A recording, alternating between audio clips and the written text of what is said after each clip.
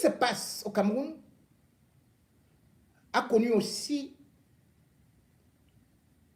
une grande évolution au Gabon.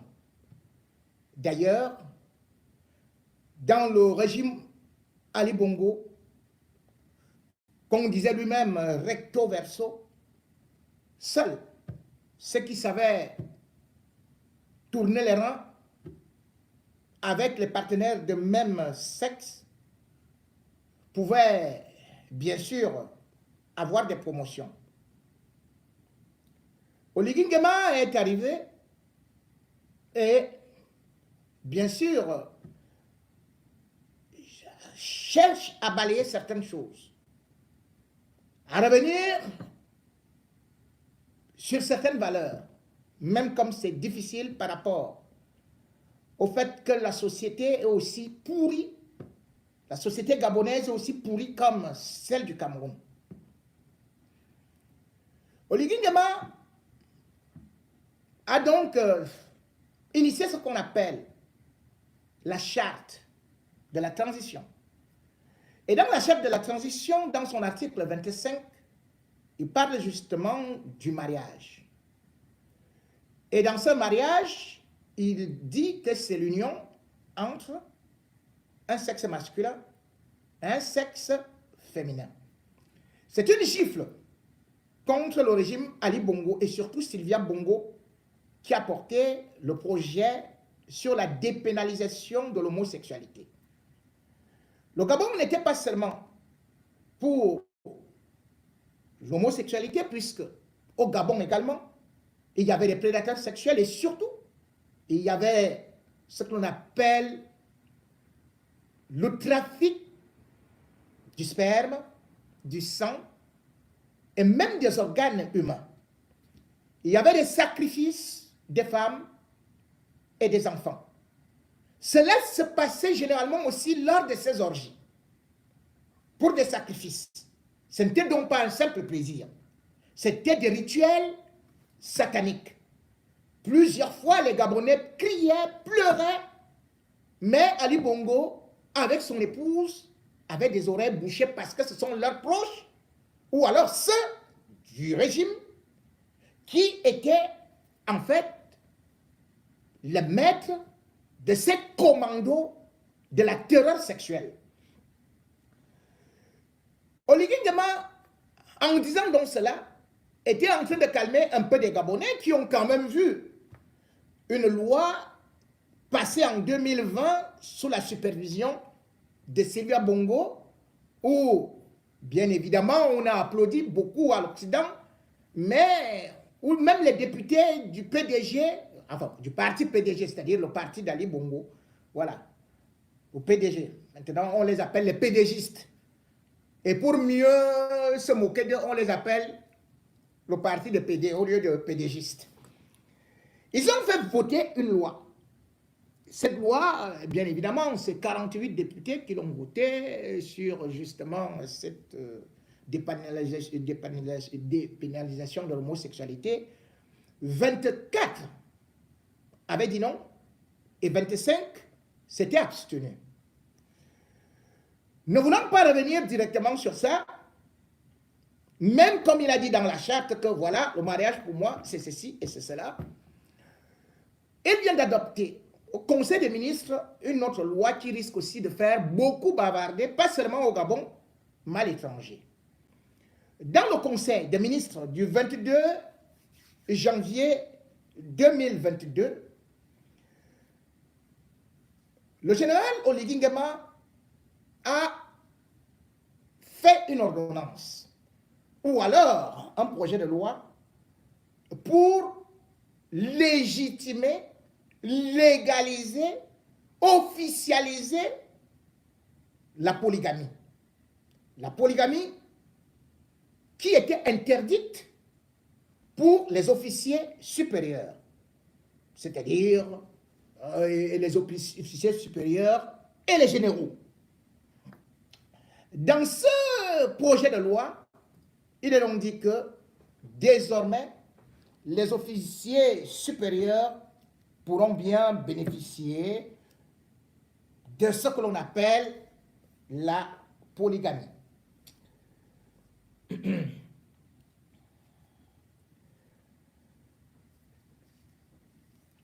Problème. Les gens ont applaudi. Que c'est comme ça désormais dans l'armée. Que maintenant, ceux qui ont les gros galons là, ils peuvent avoir beaucoup de galons et tout ça. Mais sauf que ça va entraîner autre chose.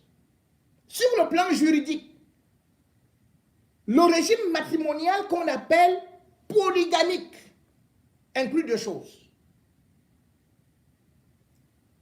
La polygynie et la polyandrie. La polygynie, c'est un homme qui décide de prendre plusieurs femmes. Parce que quand les gens parlent de polygamie, ils croient que ça veut dire que c'est les hommes. Non. La polygamie a deux issues. La polygynie et la polyandrie. Ça, c'est sur le plan juridique. La polygynie, j'ai dit, c'est quand un homme décide de prendre plusieurs femmes. Et la polyandrie, c'est lorsqu'une femme décide de prendre plusieurs hommes. Alors là, on va jouer. Je ne sais pas si c'est une erreur que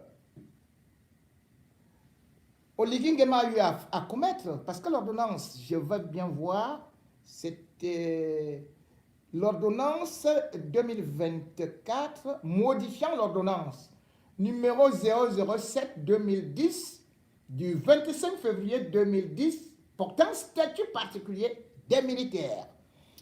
Alors, je vois que l'article 40 dit ceci. Le présent projet de texte permet de consacrer la possibilité de souscrire à l'option polygamique à partir des grades des officiers généraux et officiers supérieurs. Et c'est là où j'ai dit, le piège est là.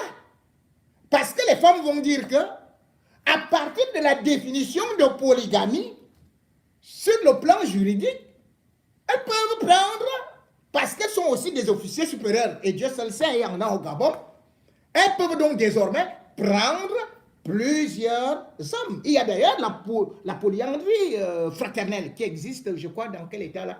Le Népal. Où on peut prendre, bien évidemment, plusieurs frères. Hein. Vous vous rendez compte? Hein, maman? Non, tu peux m'épouser là avec mes frères. Ouais, que ça a commencé comment? Ouais, mais ça sera chaud, hein? On lui dit. Donc, si on comprend là, Tazik est là. Elle risque d'épouser aussi ton premier ministre.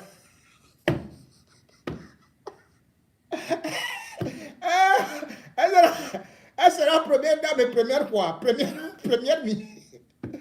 Ouais. Non, il y a quand même des gens qui vous conseillent mal. Hein? Il faut revoir ça. Parce que là où tu es ouvert là, et les femmes qui revendiquent l'égalité là, maman, ce sera chaud là-bas. Hein? Ce sera chaud. Bien évidemment.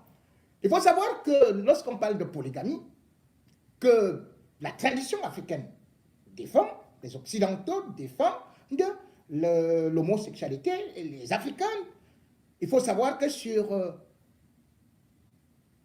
35 pays qui reconnaissent la polygamie au monde, 30 sont en Afrique. Et d'ailleurs, le haut niveau, c'est au Burkina Faso.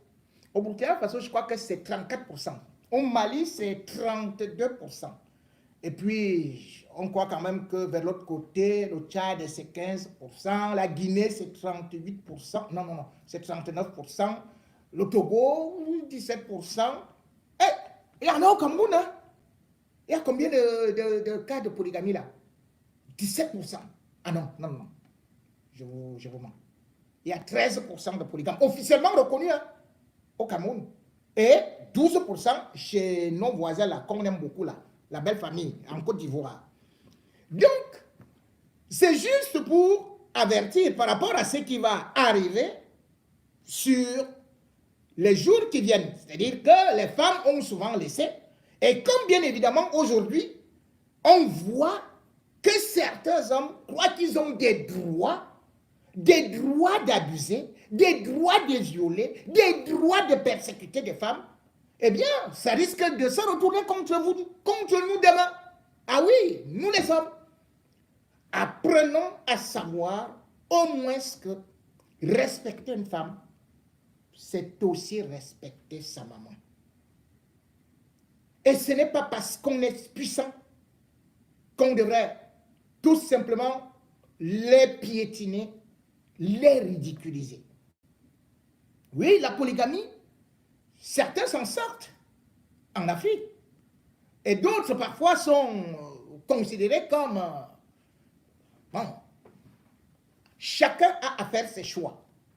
D'ailleurs, il y avait le président, pas qu'il y avait, il y a le président de Swatini 3, qui d'ailleurs, lui, chaque jour, il peut se marier à une nouvelle femme, je ne sais même plus combien il en a. Il y a d'ailleurs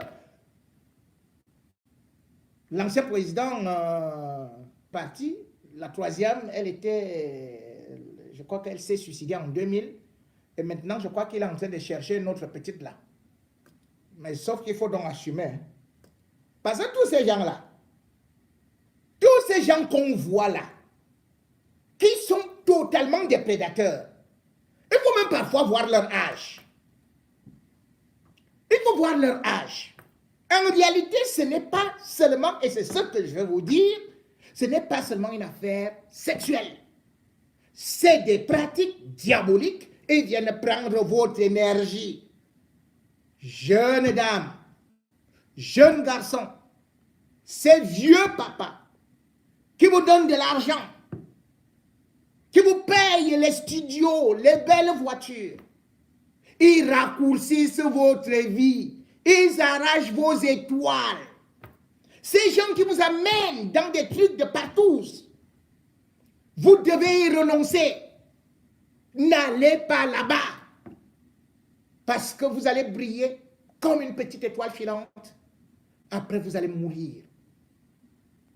Vous serez pourris. C'est pour cela que travaillez, cherchez, même s'il faut faire dans l'agriculture, faites-le, que de chercher la vie facile. Parce que la vie facile conduit tout simplement en enfer. Vous, jeunes filles, qui dites toujours que pour aller avec un homme, donc il faut toujours avoir quelque chose, voilà donc comment est-ce que Bobda vous piège.